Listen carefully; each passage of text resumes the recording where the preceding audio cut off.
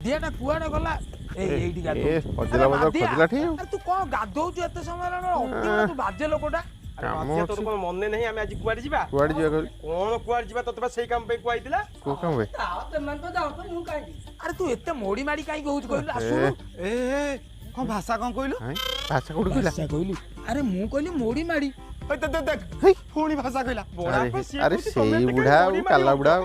ତୁ ଭାଷା କହିଲୁ? ଭାଷା କହୁଛୁ? ବଡାପା ମୁଁ କାଇଁ ଭାଷା କହିବି? ମୁଁ କହୁଛି କି କାଇଁ ମୋଡି ମାଡି ହଉଛୁ ସେଇ କଥା ପଡିଛି।